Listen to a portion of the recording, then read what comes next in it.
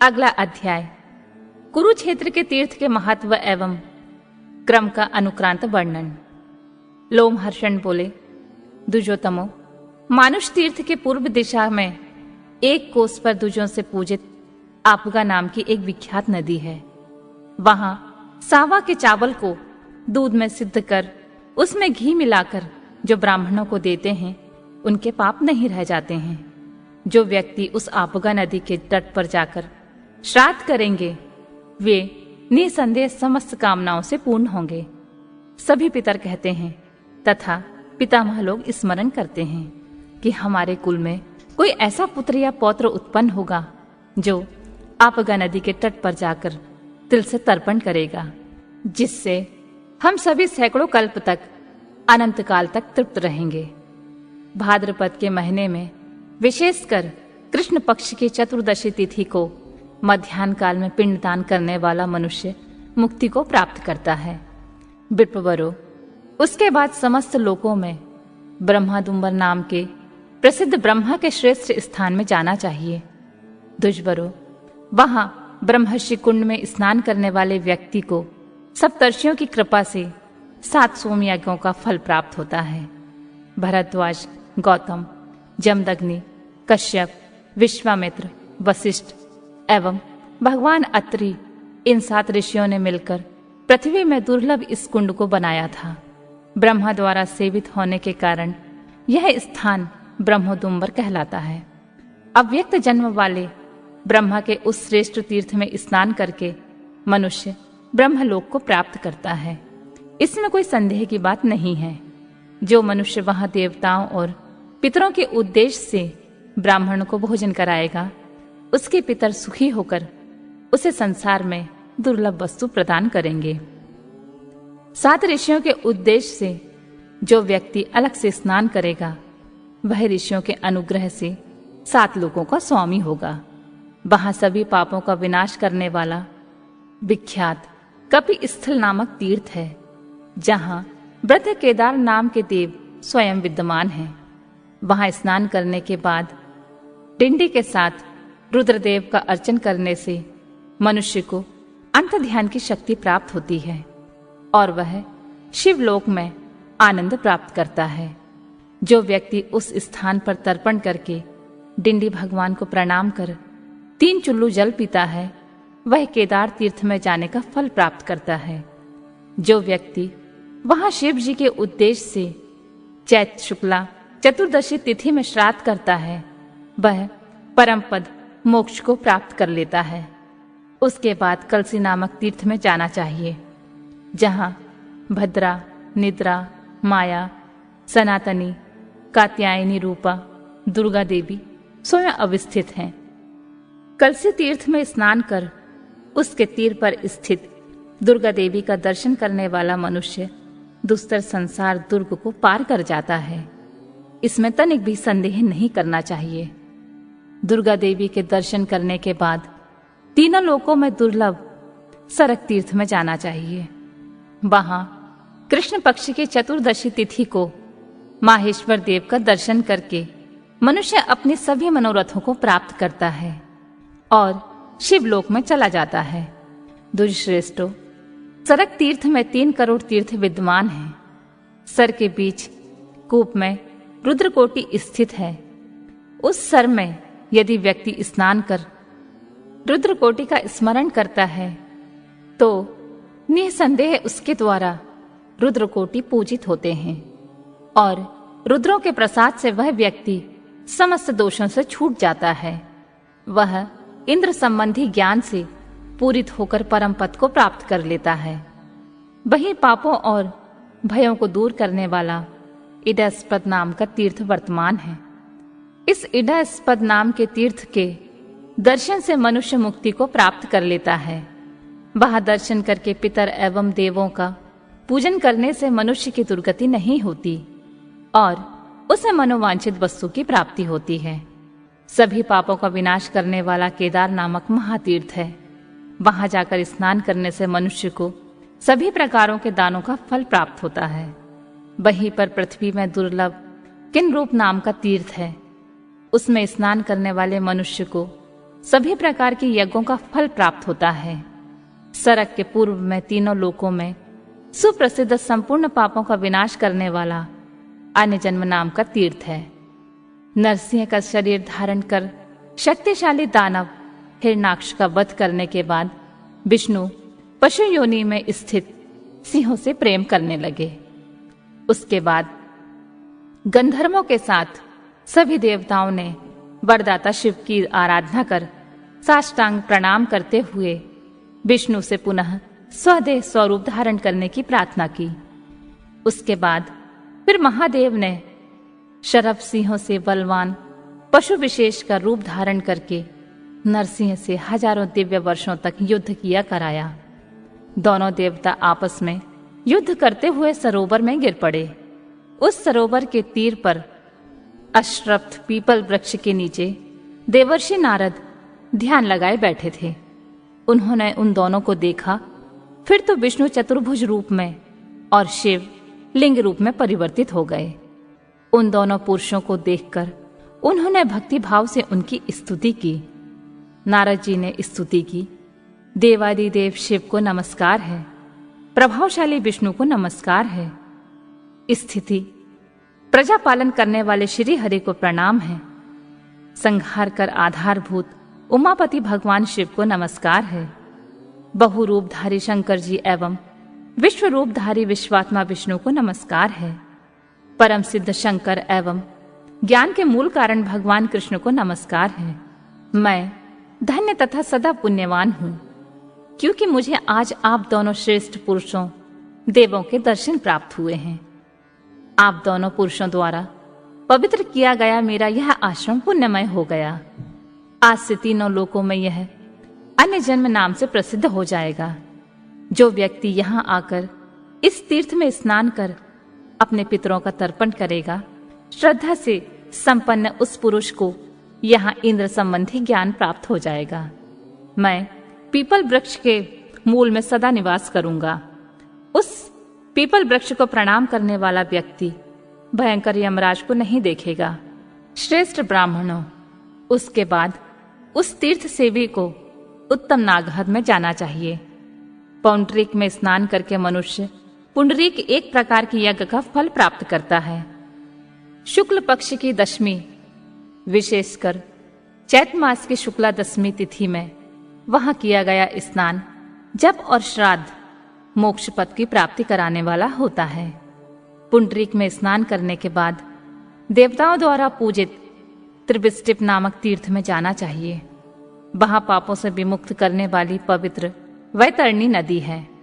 वहां स्नान कर शूलपाणी वृषभध्वज शिव की पूजा कर मनुष्य समस्त पापों से मुक्त हो जाता है तथा विशुद्ध होकर निश्चय ही परम गति को प्राप्त कर लेता है। विप्रश्रेष्ठों, तत्पश्चात सर्वश्रेष्ठ रसावर्त तीर्थ में जाना चाहिए। वहां भक्ति सहित स्नान करने वाला सर्वश्रेष्ठ सिद्धि मुक्ति प्राप्त करता है। चैत्र मास की शुक्ल पक्ष में की चतुर्दशी 14 तिथि को अलेपक नामक तीर्थ में स्नान कर वहां शिव की पूजा करने से पाप से लिप्त नहीं होता, पाप दूर भाग जाता है। विप्रवरों, वहां से उत्तम फल की वन में जाना चाहिए। वहां देवता, गंधर्व, साध्य और ऋषि लोग रहते हैं एवं दिव्य सहस्त्र वर्षों तक बहुत तप करते हैं। दृष्टवती कग्गर नदी में स्नान कर देवताओं का तर्पण करने से मनुष्य अग्निष्ठ होम और अतिरात्र नामक यज्ञों से मिलने वाले फल को प्राप्त करता है। सोमवार के दिन चंद्रमा के क्षीण हो जाने पर अर्थात सोमवती अमावस्या को जो मनुष्य श्राद्ध करता है उसका पुण्य फल सुनो।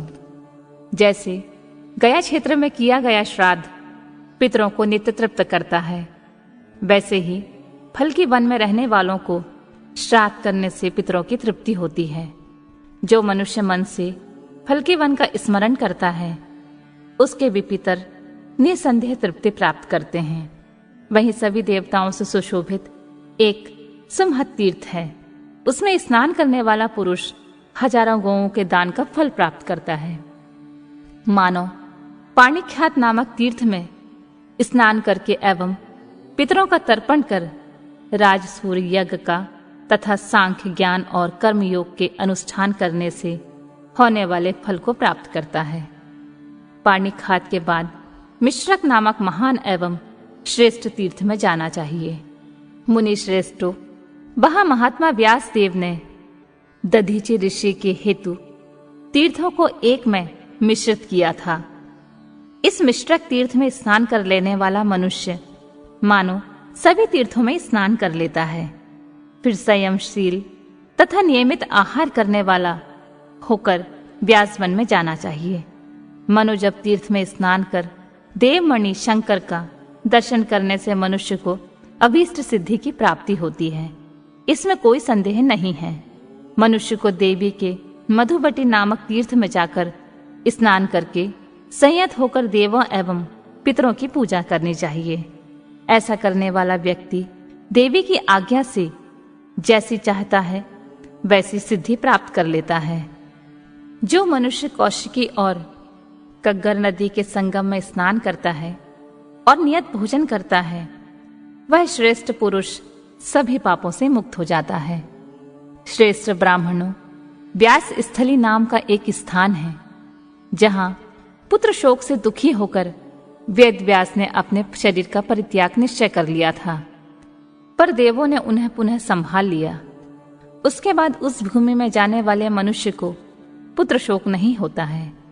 किंदत कूप में जाकर एक पसर तौल का एक परिमाण तिल का दान करने से मनुष्य परम सिद्धि और ऋण से मुक्ति प्राप्त करता है। अहम एवं सुदिन नामक ये दो तीर्थ पृथ्वी में दुर्लभ हैं। इन दोनों में स्नान करने से मनुष्य विशुद्धात्मा होकर सूर्यलोक को प्राप्त करता है। उसके बाद तीनों लोकों में प्रसिद्ध कृतजप्य नामक तीर्थ में जाना चाहिए। वहां नियम पूर्वक संयत रहते हुए गंगा में स्नान करना चाहिए। वहां पर महादेव का पूजन करने से अश्वमेघ यज्ञ का फल प्राप्त होता है। वहीं पर कोटि तीर्थ है।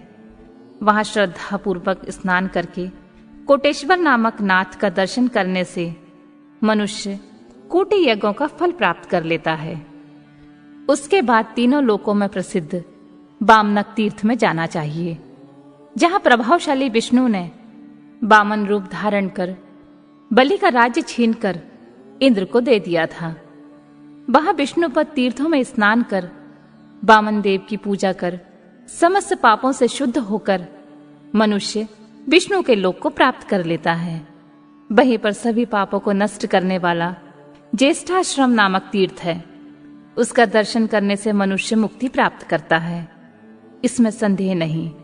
ज्येष्ठ महीने की शुक्ल पक्ष की एकादशी तिथि को उपवास कर द्वादशी तिथि के दिन स्नान कर मानव मनुष्यों में श्रेष्ठता बड़कपन प्राप्त करता है।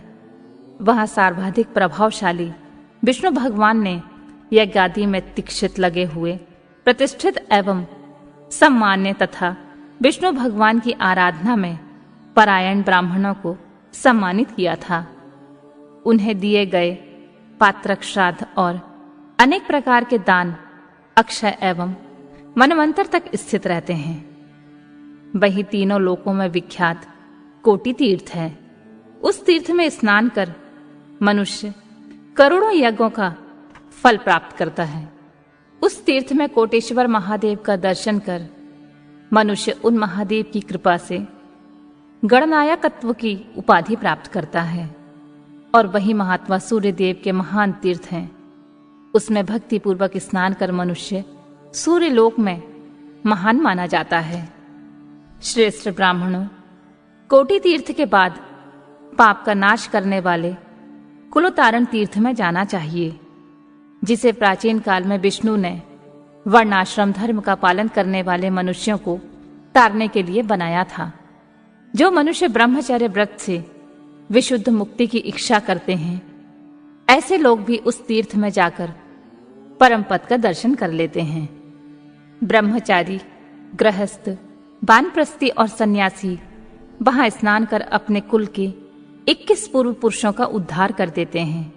जो ब्राह्मण, क्षत्रिय, वैश्य अथवा शूद्र उस तीर्थ में तीर्थ पारायण होकर एवं भक्ति से स्नान करते हैं, वे सभी परम पद का दर्शन करते हैं और जो दूर रहता हुआ भी वामन सहित कुरुक्षेत्र का स्मरण करता है वह भी मुक्ति प्राप्त कर लेता है।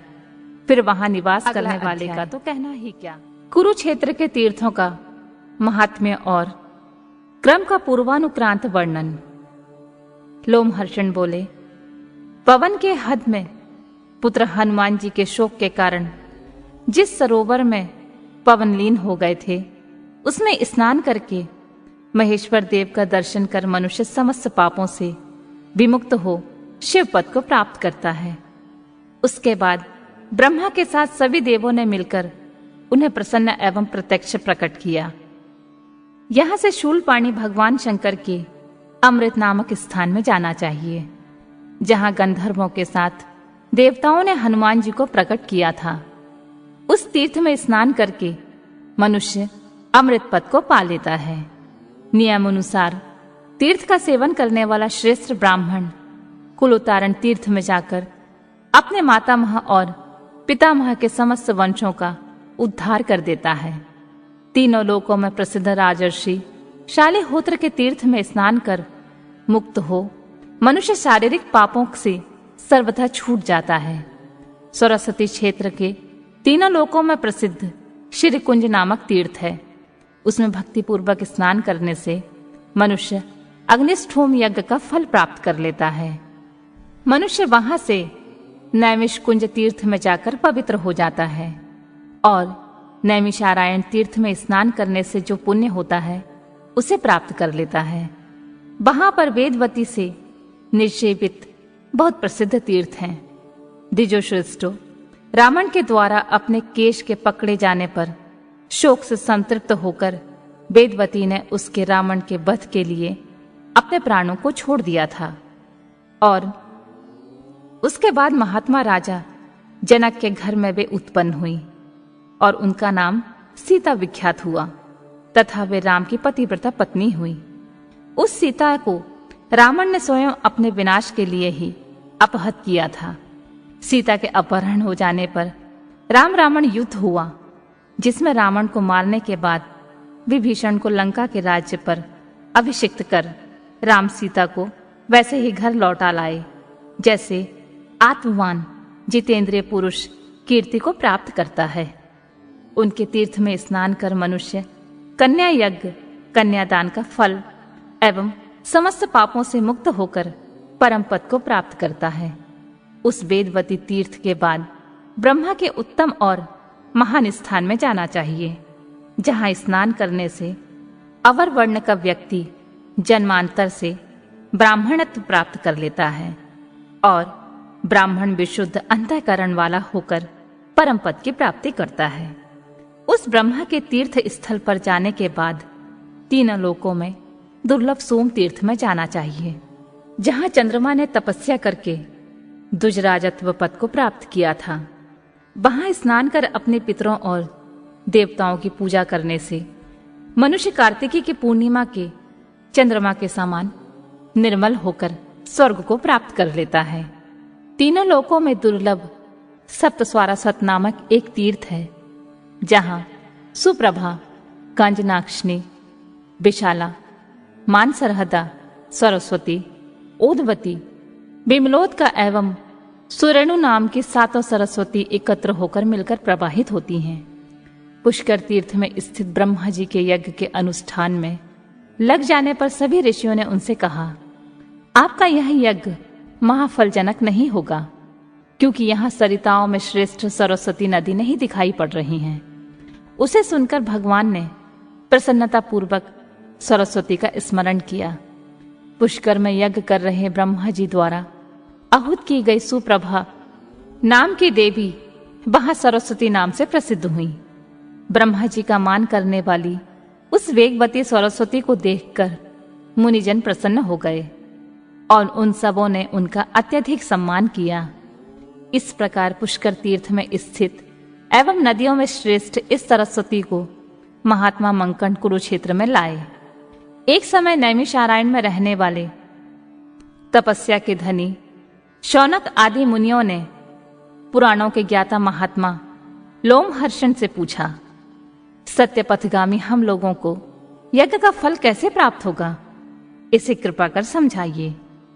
उसके बाद महानुभाव लोमहर्षण जी ने ऋषियों को सिर से प्रणाम कर कहा कि ऋषियों, जहां सरस्वती नदी अवस्थित है वहां रहने से यज्ञ का महान फल प्राप्त होता है। इसको सुनकर विविध वेदों का स्वाध्याय करने वाले मुनियों ने एकत्र होकर सरस्वती का स्मरण किया। दीर्घकालिक यज्ञ करने वाले उन ऋषियों के ध्यान स्मरण करने पर वे वहां नैमिष क्षेत्र में उन महात्माओं के यज्ञ में प्लावन करने के लिए कजनाक्षी नाम से उपस्थित हो गईं। वे ही प्रसिद्ध नदी मंकण के द्वारा स्मृत होने पर पवित्र सलीला सरस्वती के रूप में कुरुक्षेत्र में आईं और महान वृत्ति ऋषियों ने गया क्षेत्र में महायज्ञ का अनुष्ठान करने वाले गय के यज्ञ में आहुत की गईं। उन श्रेष्ठ सरस्वती नदी को विशाला के नाम से स्मरण किया गया। महात्मा मंकण ऋषि द्वारा समाहुत की गई वही नदी कुरुक्षेत्र में आकर प्रवेश कर गई। फिर उद्दालक मुनि ने देवर्षियों के द्वारा सेवित परम पवित्र उत्तर कौशल प्रदेश में सरस्वती का ध्यान किया। उन मुनि के कारण नदियों में श्रेष्ठ वह सरस्वती नदी उस देश में आ गई एवं वह वत्कल तथा मृग चर्म को धारण करने वाले मुनियों द्वारा पूजित हुई। तब संपूर्ण पापों का विनाश करने वाली वह मनोहरा नाम से विख्यात हुई। फिर वह महात्मा मंकण द्वारा आहुत होकर ऋषियों को सम्मानित करने के लिए कुरुक्षेत्र के उत्तम तीर्थ में प्रविष्ट हुई। केदार तीर्थ में जो सरस्वती सुवेणु नाम से प्रसिद्ध हैं, वह ऋषियों और सिद्धों के द्वारा सेवित तथा सर्व पाप नाशक रूप में जानी जाती हैं। परमेश्वर की आराधना कर उन मुनि ने उसे सुवेणु को फिर ऋषियों का उपचार करने के लिए इस कुरुक्षेत्र में प्रवाहित किया। गंगा द्वार में यज्ञ कर रहे दक्ष ने बिमलोदा नाम से भगवती सरस्वती को प्रकट किया। कुरुक्षेत्र में कुरु द्वारा पूजित सरस्वती मंकण द्वारा बुलाई जाने पर वहां गईं। फिर बुद्धिमान मार्कंडेय जी उस पवित्र जल वाली महाभागा सरस्वती की स्तुति कर उसे सरोवर के मध्य में ले गए। वहीं सप्त सारस्वत तीर्थ में उपस्थित एवं नृत्य करते हुए सिद्ध मंकणंक को नृत्य करने से शंकर जी ने रोका था। बिंदु संयुक्तम् नित्यं ध्यायन्ति योगिनः कामदं मोक्षदं चैव ओंकाराय नमो नमः ओंकाराय नमो नमः ओंकाराय नमो नमः ओंकाराय नमो नमः नमो नमः नमो नमः नमो नमः नमो नमः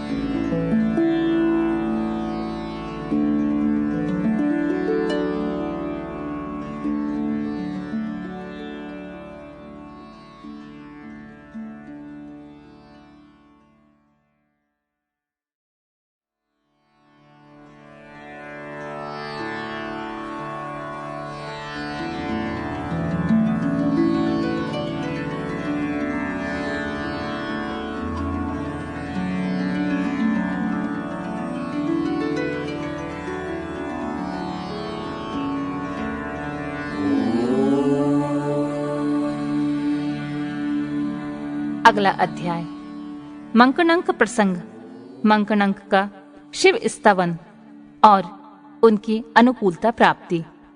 ऋषियों ने कहा, प्रभु मंकणंक किस प्रकार सिद्ध हुए? वे महान ऋषि किससे उत्पन्न हुए थे? नृत्य करते हुए उन मंकणंक को महादेव ने क्यों रोका? लोमहर्षण ने कहा, ऋषियों, मंकणंक मुनि महर्षि कश्यप के मानस पुत्र थे। एक समय वे ब्राह्मण देवता वल्कल वस्त्र लेकर स्नान करने गए। वहां रंभा आदि सुंदरी अप्सराएं भी गई थीं। अनित्य कोमल एवं मनोहर रूप वाली वे सभी अप्सराएं उनके साथ ही स्नान करने लगीं। उसके बाद मुनि के मन में विकृति हो गई। फलतः उनका शुक्र जल में खलित हो गया। उस रेत को उस महातपस्वी ने उठाकर घड़े में रख लिया।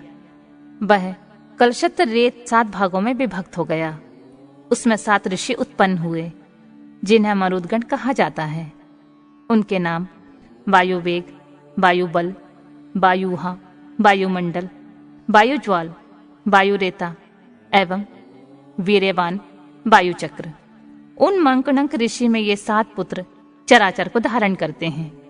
ब्राह्मणों, मैंने यह सुना है कि प्राचीन काल में सिद्ध मंकणंक के हाथ में कुश के अग्रभाग से छिद्र हो जाने के कारण घाव हो गया था।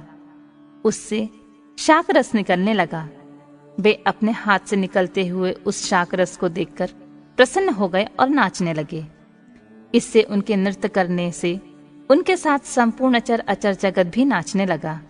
उनके तेज से मोहित जगत को नाचते देखकर ब्रह्मा आदि देव एवं तपस्वी ऋषियों ने मुनि के लिए महादेव से कहा, देव, आप ऐसा कार्य करें जिससे यह नृत्य ना करे। उन्हें नृत्य से विरत करने का उपाय करें। उसके बाद हर्ष से अधिक मग्न उन मुनि को देखकर एवं देवों के हितों की इच्छा से महादेव ने कहा, मुनि सत्तम, ब्राह्मण श्रेष्ठ, आप तो तपस्वी एवं धर्मपथ में स्थित रहने वाले हैं, फिर आपके इस हर्ष का क्या कारण है? ऋषि ने कहा, ब्राह्मण, क्या आप नहीं देखते कि मेरे हाथ से शाकरस चू रहा है, जिसे देखकर मैं अत्यंत आनंद मग्न होकर नृत्य कर रहा हूं। महादेव जी ने हंसकर आसक्ति से मोहित हुए उन मुनि से कहा, विप्रवर, मुझे आश्चर्य नहीं हो रहा है, किंतु आप इधर देखें। विपेंद्रो, उन श्रेष्ठ मुनि से ऐसा कहकर दैप्तिमान भगवान देवादिदेव महादेव ने अपनी उंगली के अग्रभाग से अपने अंगूठे को ठीक किया। उसके बाद उस चोट से हिमतुल्य स्वच्छ भस्म निकलने लगा। उसे देखने के बाद ब्राह्मण लज्जित होकर महादेव के चरणों में गिर पड़े और बोले, मैं महात्मा शूलपाणी महादेव के अतिरिक्त किसी को नहीं मानता। शूलपाणी, मेरी दृष्टि में आप ही चराचर समस्त संसार में सर्वश्रेष्ठ हैं। अनग ब्रह्मा आदि देवता भी आपके ही आश्रित देखे जाते हैं। आप ही देवताओं में प्रथम हैं और आप ही सब कुछ करने एवं कराने वाले तथा महत्व स्वरूप हैं। आपकी कृपा से सभी देवगण निर्भय होकर मोदमग्न होते रहते हैं। ऋषि ने इस प्रकार महादेव की स्तुति करने के बाद उन्हें प्रणाम कर कहा, भगवान, आपकी कृपा से मेरे तप का क्षय ना हो। तब महादेव जी ने प्रसन्न होकर उस ऋषि से यह वचन कहा, विप्र, मेरी कृपा से तुम्हारी तपस्या सहस्रों प्रकार से बढ़े। मैं तुम्हारे साथ इस आश्रम में सदा निवास करूंगा। जो मनुष्य इस सप्त सारस्वत तीर्थ में स्नान करके मेरी पूजा करेगा, उसे इस लोक और परलोक में कुछ भी दुर्लभ नहीं होगा। वह निसंदेह उस सारस्वत लोक को जाएगा एवं मुझ शिव के अनुग्रह से अगला अध्याय परम पद को प्राप्त करेगा। कुरुक्षेत्र के तीर्थों का अनुक्रांत वर्णन। लोमहर्षण ने कहा, ऋषियों, सप्त सारस्वत के बाद श्रद्धा से युक्त होकर ओशनस नामक तीर्थ में जाना चाहिए, जहां शुक्र सिद्ध प्राप्त कर गाहत्व को प्राप्त हो गए। उस तीर्थ में स्नान कर मनुष्य अनेक जन्मों में किए हुए पातकों से छूटकर पर ब्रह्मा को प्राप्त करता है, जहां से पुनः जन्म मरण के चक्कर में लौटता नहीं है। वह एक ऐसा तीर्थ है जहां तीर्थ दर्शन की महिमा से भारी सिर से जकड़े हुए रहोदर नाम के एक मुनि उससे मुक्त हो गए थे। ऋषियों ने पूछा, रहोदर मुनि सिर से ग्रस्त कैसे हो गए थे और वे उससे कैसे मुक्त हुए? हम लोग उस तीर्थ के महात्म को आदर के साथ सुनना चाहते हैं, जिसकी महिमा से ऐसा हुआ। लोमहर्षण जी बोले, द्विजश्रेष्ठों, प्राचीन काल में दंडकारायण में रहते हुए रघुवंशी महात्मा रामचंद्र ने बहुत से राक्षसों को मारा था। वहां एक दुष्ट आत्मा राक्षस का सिर तीक्ष्ण धार वाले छुल नामक बाण से कटकर उस महावन में गिरा। फिर वह संयोग बस वन में विचरण करते हुए रहोदर मुनि की जंघा से उनकी हड्डी को तोड़कर उससे चिपट गया। महाप्राण वे ब्राह्मण देव जंघे की टूटी हड्डी में उस मस्तक के लग जाने के कारण तीर्थों और देवालयों में नहीं जा पाते थे। वे महामुनि दुर्गंधपूर्ण पीव आदि बहने के कारण तथा वेदना से उत्पन्न दुखी रहते थे। पृथ्वी के जिन जिन तीर्थ में वे गए वहां वहां उन्होंने पवित्र आत्मा ऋषियों से अपना दुख कहा। ऋषियों ने उस विप्र से कहा, ब्राह्मण देव आप औशनस तीर्थ में जाइए। लोमहर्षण ने कहा, दुजो यह वचन सुनकर रहोदर मुनि वहां से औशनस तीर्थ में आए। वहां उन्होंने तीर्थ जल का स्पर्श किया। उनके द्वारा जल का स्पर्श होते ही वह मस्तक उनसे जांग को छोड़कर जल में गिर गया। उसके बाद में मुनि पाप से रहित, निर्मल रजोगुणों से रहित, अतएव पवित्र आत्मा होकर प्रसन्नता पूर्वक अपने आश्रम में गए। उन्होंने ऋषियों से सारी आप बीती कह सुनाई। फिर तो उन आए हुए सभी ऋषियों ने औशनस तीर्थ के इस उत्तम महात्मा को सुनकर उसका नाम कपालमोचन रख दिया।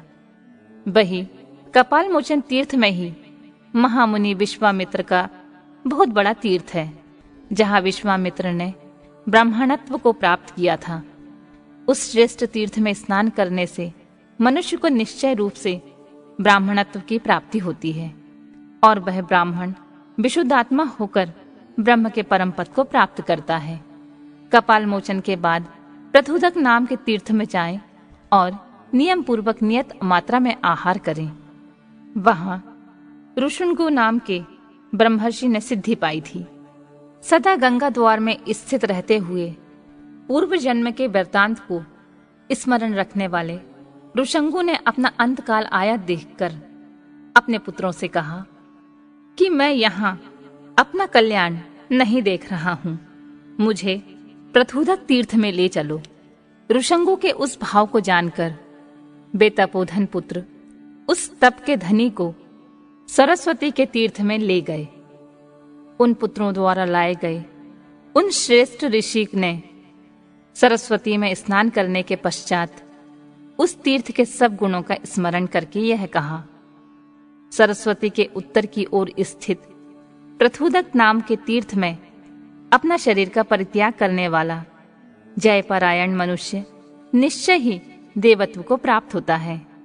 वही ब्रह्मा द्वारा निर्मित ब्रह्म योनि तीर्थ है, जहां सरस्वती के किनारे अवस्थित प्रथुदक में स्थित होकर ब्रह्मा चारों वर्णों की सृष्टि के लिए आत्मज्ञान में लीन हुए थे। सृष्टि के विषय में अव्यक्त जन्मा ब्रह्मा के चिंतन करने पर उनके मुख से ब्राह्मण, भुजाओं से क्षत्रिय, दोनों उरुओं से वैश्य और दोनों पैरों से शूद्र उत्पन्न हुए थे। उसके बाद उन्होंने चारों वर्णों को विभिन्न आश्रमों में स्थित हुआ देखा। इस प्रकार ब्रह्म योनि नामक तीर्थ की प्रतिष्ठा हुई। मुक्ति की कामना करने वाला व्यक्ति वहां स्नान करने से पुनर्जन्म नहीं देखता। वही अवकीर्ण नामक एक विख्यात तीर्थ भी है, जहां पर दल्व या दल्वी गोत्र में उत्पन्न वत नामक ऋषि ने क्रोधी धृतराष्ट्र को उसके वाहनों के साथ हवन कर दिया था। तब कहीं राजा को अपने किए कर्म का ज्ञान हुआ था। ऋषियों ने पूछा, अवकीर्ण नामक तीर्थ कैसे प्रतिष्ठित हुआ? एवं राजा धृतराष्ट्र ने उन बगदलभ्य मुनि को क्यों प्रसन्न किया था? लोमहर्षण ने कहा, प्राचीन काल में नैमिषारण्य निवासी जो ऋषि दक्षिणा पाने के लिए राजा धृतराष्ट्र के यहाँ गए थे, उनसे दल्वी वंशीय वक ऋषि ने धृतराष्ट्र से धन की याचना की। उन्होंने धृतराष्ट्र ने भी निंदापूर्ण ग्राम और असत्य बात कही। उसके बाद वे अत्यंत क्रुद्ध होकर प्रथुदक में स्थित अवकीर्ण नामक तीर्थ में जाकर मांस काट काट कर धृतराष्ट्र के राष्ट्र के नाम का हवन करने लगे। तब यज्ञ में राष्ट्र का हवन प्रारंभ होने पर राजा के दुष्कर्म के कारण राष्ट्र का क्षय होने लगा। राष्ट्र को क्षीण होता देख उसने विचार किया और वह इसे ब्राह्मण का विकर्म जानकर उस ब्राह्मण को प्रसन्न करने के लिए समस्त रत्नों को लेकर पुरोहित के साथ अपकीर्ण तीर्थ में गया और उस राजा ने उन्हें प्रसन्न कर दिया। प्रसन्न होकर उन्होंने राजा से कहा, राजन, विद्वान मनुष्य को ब्राह्मण का अपमान नहीं करना चाहिए। अपमानित हुआ ब्राह्मण मनुष्य के कुल के 3 पुरुषों का विनाश कर देता है। ऐसा कहकर उन्होंने पुनः राजा को राज्य एवं यश के साथ संपन्न कर दिया और वे राजा के हितकारी हो गए। उस अपकीर्ण तीर्थ में जो जितेंद्रिय मनुष्य श्रद्धा पूर्वक स्नान करता है वह नित्य मनोअभिलाषित फल प्राप्त करता है। वहां यतात यतिथि का तीर्थ के नाम से सुविख्यात तीर्थ है, जहां यज्ञ करने वाले के लिए नदी ने मधु बहाया था। उसमें भक्तिपूर्वक स्नान करने से मनुष्य समस्त पापों से मुक्त हो जाता है एवं उसे अश्वमेघ यज्ञ का फल प्राप्त होता है। द्विजो, वही मधु स्त्रव नामक का पवित्र तीर्थ है। उसमें मनुष्य को भक्तिपूर्वक स्नान कर मधु से पितरों का तर्पण करना चाहिए। वहीं पर वशिष्ठ दाह नामक सुंदर महान तीर्थ है। वहां भक्तिपूर्वक स्नान करने वाला व्यक्ति महर्षि वशिष्ठ की लोक को प्राप्त करता है। वशिष्ठ पवाह नामक तीर्थ की उत्पत्ति का प्रसंग। ऋषियों ने पूछा, महाराज, वह वशिष्ठ पवाह कैसे उत्पन्न हुआ? उस श्रेष्ठ सरिता ने उस ऋषि को अपने प्रवाह में क्यों बहा दिया था? लोमहर्षण बोले, राजर्षि, विश्वामित्र एवं महात्मा वशिष्ठ में तपस्या के विषय में परस्पर चुनौती होने के कारण बड़ी भारी शत्रुता हो गई थी। वशिष्ठ का आश्रम स्थाणु तीर्थ में था और उसमें पश्चिम दिशा में बुद्धिमान विश्वामित्र महर्षि का आश्रम था, जहां देवादिदेव भगवान शिव ने यज्ञ करने के बाद सरस्वती की पूजा कर मूर्ति के रूप में सरस्वती की स्थापना की थी। वशिष्ठ जी वही घोर तपस्या में संलग्न थे। उनकी तपस्या से विश्वामित्र प्रवाहतः हीन से होने लगे थे। एक बार विश्वामित्र ने सरस्वती को बुलाकर यह वचन कहा, सरस्वती, तुम मुनि श्रेष्ठ वशिष्ठ को अपने बेग से बहा लाओ। मैं उन दुष्श्रेष्ठ वशिष्ठ को यही मारूंगा। इसमें संदेह की बात नहीं है। इस अवांछनीय बात को सुनकर वह महानदी दुखित हो गई। विश्वामित्र ने उस प्रकार दुखित एवं कांपती हुई उस महानदी को देखकर क्रोध में भरकर कहा कि वशिष्ठ को शीघ्र लाओ। उसके बाद उस श्रेष्ठ नदी ने मुनि श्रेष्ठ के पास जाकर उनसे रोते हुए विश्वामित्र की यह बात कही।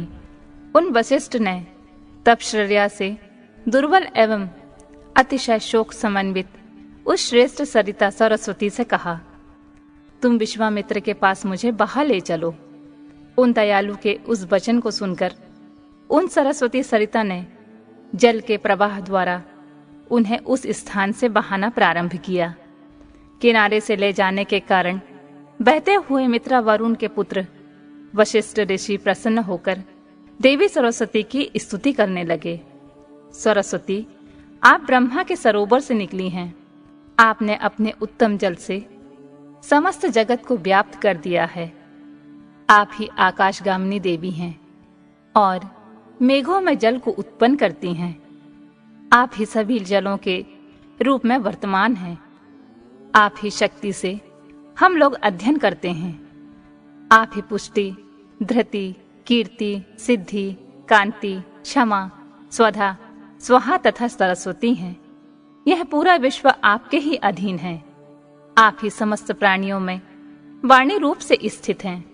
वशिष्ठ जी ने भगवती सरस्वती की इस प्रकार स्तुति की और सरस्वती नदी ने उन विप्रदेव को विश्वामित्र के आश्रम में सुखपूर्वक पहुंचा दिया और खिन्न होकर उन मुनि को विश्वामित्र के लिए निवेदित कर दिया।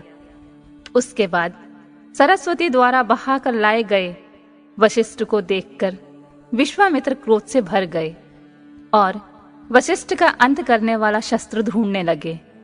उन्हें क्रोध से भरा हुआ देखकर ब्रह्म हत्या के भय से डरती हुई वह सरस्वती नदी गाधी पुत्र विश्वामित्र को वंचित कर दोनों की बातों का पालन करती हुई उन वशिष्ठ को जल में पुनः बहा ले गईं। उसके बाद ऋषि प्रवर वशिष्ठ को अप्रवाहित होते देखकर महातपस्वी विश्वामित्र के नेत्र क्रोध से लाल हो गए। फिर विश्वामित्र ने कहा, ओ श्रेष्ठ नदी, यतः तुम मुझे वंचित कर चली गई हो। कल्याणी अतः श्रेष्ठ राक्षसों से संयुक्त होकर तुम शोणित का वहन करो, तुम्हारा जल रक्त से मुक्त हो जाए। उसके बाद बुद्धिमान विश्वामित्र से इस प्रकार शाप प्राप्त कर सरस्वती ने 1 वर्ष तक रक्त से मिले हुए जल को बहाया। उसके पश्चात सरस्वती नदी को रक्त से मिश्रित जल वाली देखकर ऋषि, देवता, गंधर्व और अप्सराएं अत्यंत दुखित हो गईं। यतः उस पवित्र श्रेष्ठ तीर्थ में रुधिर ही बहने लगा। अतः वहां भूत पिशाच राक्षस एकत्र होने लगे। वे सभी रक्त का पान करते हुए वहां आनंद पूर्वक रहने लगे। वे उससे अत्यंत तृप्त, सुखी और निश्चिंत होकर इस प्रकार नाचने, गाने और हंसने लगे मानो उन्होंने स्वर्ग को जीत लिया हो।